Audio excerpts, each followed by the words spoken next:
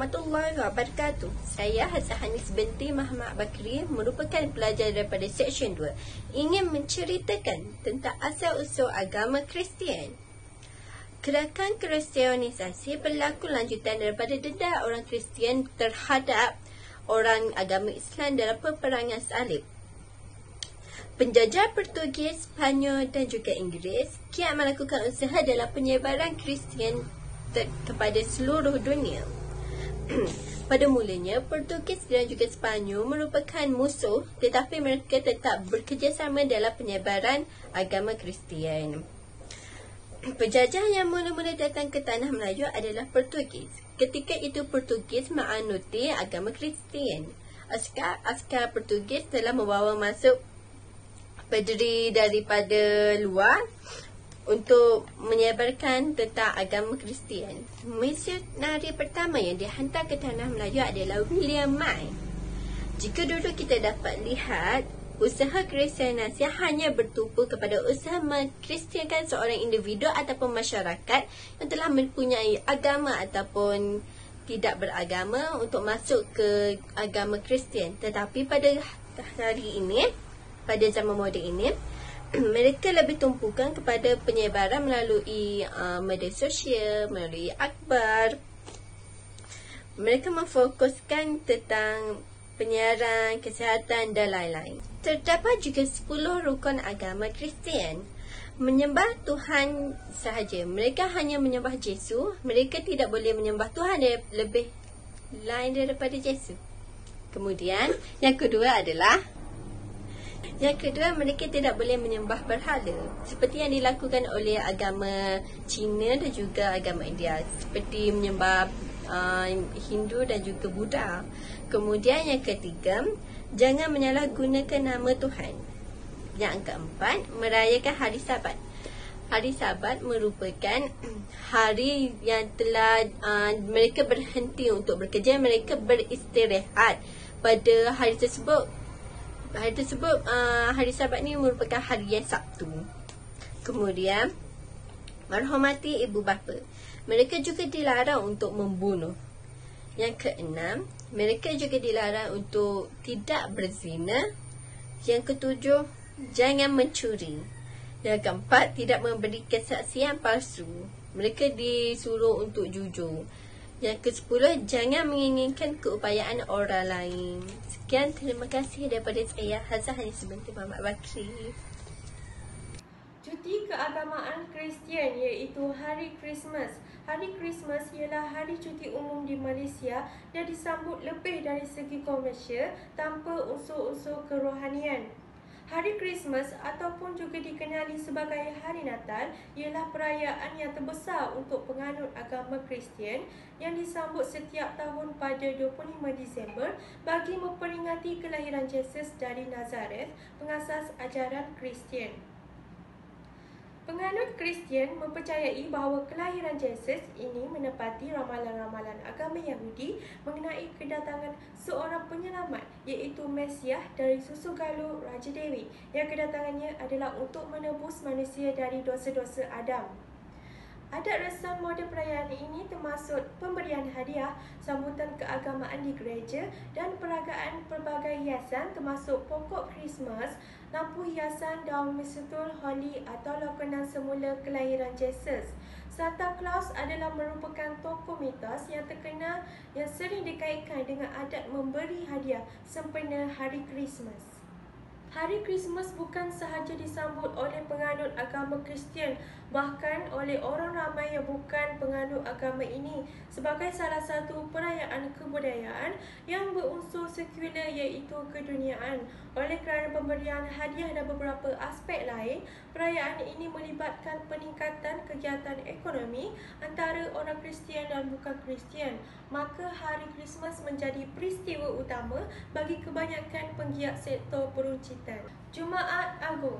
Good Friday dikenali sebagai Jumaat Agung adalah cuti keagamaan bagi agama Kristian yang memperingati kematian Yesus Kristus disebabkan penyaliban di Kalvari.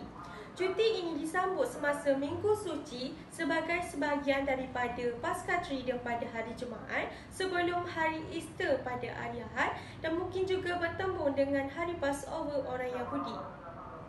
Tarikh memperingati hari ini cenderung berubah hari ke hari mengikut peredaran dalam takwim Georgius.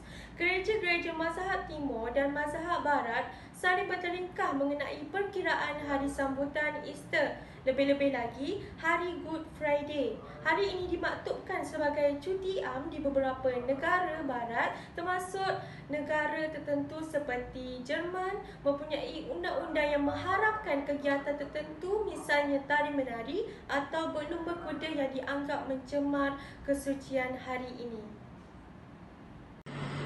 Hari Easter merupakan perayaan pengaruh agama Kristian untuk memperingati kejadian Yesus Kristus dihidupkan kembali pada hari Ahad. Ia lazimnya disambut antara akhir bulan Mac dan akhir bulan April setiap tahun menurut kitaran bulan. Sebelum perayaan Easter, Minggu Suci disambut pada hari Jumaat. Sebelum Easter dikenali sebagai Jumaat Suci iaitu hari Yesus telah disalib. Pada Ahad Palma yang menandakan permulaan Minggu Suci, setiap pengganut akan diberikan daun palma yang telah diurapi oleh para paderi.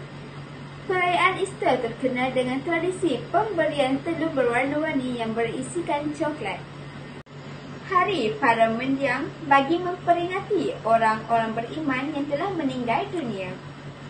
Perayaan ini adalah berlandaskan doktrin bahawa roh-roh orang beriman yang sewaktu matinya tidak dibersihkan daripada dosa-dosa kecil atau belum ditebus kesalahan lamanya, tidak berupaya untuk memperoleh penglihatan rahmat.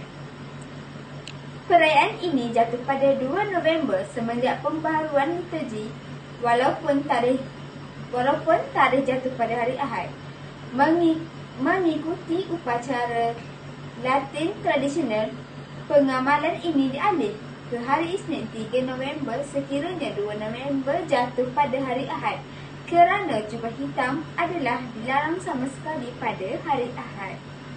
Masyarakat Sarawak. Sarawak merupakan negeri terbesar di Malaysia. Pada tahun 1839, James Brooke, seorang penjelajah British, telah tiba di Sarawak.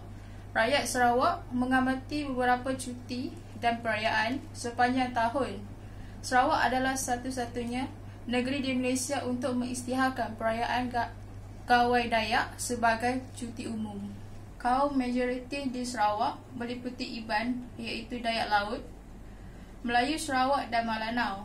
Orang Iban juga tidak mempunyai agama yang tertentu yang di mana masih berpegang pada ajaran animism, dan dalam masa yang sama kedatangan kuasa barat ke Sarawak telah menyebarkan ajaran Kristian dan kini kebanyakan masyarakat Iban beragama Kristian. Namun, orang Kristian masih berpegang pada kepercayaan tradisional seperti upacara miring, iaitu jampi menolak bala, dan di samping itu mereka juga mengamalkan pantang larang dan mentafsir mimpi. Francis McDougall merupakan pengasas kepada mazhab Kristian Anglikan di Sarawak. Beliau juga merupakan seorang doktor dan jawatan ini telah digunakan dengan sebaik-baiknya bagi mengambil hati penduduk di Sarawak, bagi memudahkan beliau untuk menyebarkan agama Kristian. Ketika zaman penyebaran agama Kristian oleh Father Edward Dunn, beliau telah berjaya membuka beberapa sekolah missionaries, antaranya adalah Sacred Heart di Sibu, St. Teresa dan St. Joseph di Kuching. Sekolah ini masih ada sehingga sekarang. Aktiviti penyebaran agama Kristian menjadi semakin aktif dan dibuat secara terbuka pada tahun 1925. Hak kebebasan beragama diisytiharkan. Mereka turut menyewa beberapa bangunan untuk dijadikan sebagai tempat untuk bermesyuarat serta merupakan beberapa buah sekolah. Masyarakat Sabah. Sabah adalah negeri kedua terbesar di Malaysia, terletak di utara Pulau Borneo, pulau ketiga terbesar di dunia. Sabah dikenali sebagai negeri di bawah bayu, dan Sabah bukan sahaja terkenal dengan keindahan semula jadi, tetapi ia juga terkenal dengan warisan budaya penduduknya. Masyarakat agama Kristian di Sabah. pada awal abad ke-19, pentadbiran agama Kristian di Sabah berpusat di Sarawak sebelum dipindahkan ke Labuan. Kegiatan berbalik agama Kristian bermula dengan mazhab Anglikan apabila Rev. Father Francis Thomas McDougall dilantik sebagai bishop bagi Labuan dan Sarawak pada tahun 1855 bertarikan 22 Oktober. Bagi masyarakat ketiga adalah masyarakat Baba Nyonya. Baba Nyonya adalah segolongan keturunan kaum Cina yang terdapat di negeri-negeri Selat, khususnya negeri Melaka. Baba bermaksud peranakan kerana budaya mereka berasal dari tradisi Cina yang mempunyai unsur-unsur kebudayaan Melayu. Hal ini terjadi akibat dari penyesuaian budaya mereka terhadap sosio budaya, terutamanya melalui perkahwinan campur antara kaum Cina dan kaum Melayu. Kebanyakan mereka masih mengekalkan agama tradisional Cina seperti Buddha, serta diolah oleh unsur-unsur kemelayuan serta unsur-unsur tempatan yang lain. Pada pertengahan abad ke-20, kebanyakan peranakan dididik oleh Inggeris akibat dari penjajahan British ke atas tanah Melayu, dan kecenderungan golongan tersebut mudah menerima budaya baru menyebabkan mereka lebih cenderung untuk memeluk agama Kristian. Kehidupan moden pada masa kini yang terlalu pantas meninggalkan sedikit demi sedikit upacara-upacara agama orang Cina, ditambah pula pengaruh dari Barat, menyebabkan banyak di kalangan mereka memeluk agama Kristian. Agama Kristian amat popular pada masa kini, terutama di kalangan remaja. Konklusinya, agama merupakan salah satu ciri sesebuah tamadun yang membezakan dengan tamadun yang lain. Ia juga melambangkan adat resam dan sistem kepercayaan manusia terhadap kuasa luar biasa. Sama seperti agama Islam dan Yahudi, agama Kristian merupakan agama samawi, iaitu agama yang bersumberkan wahyu dari Tuhan. Penganut Kristian atau Nasrani menggunakan kitab Injil atau Bible sebagai panduan hidup mereka. Menerusi ajaran asas dan 10 rukun, agama Kristian menerapkan nilai-nilai murni dalam kehidupan penganut-penganut mereka. Sekian, itu sahaja daripada kami. Terima kasih dan Assalamualaikum.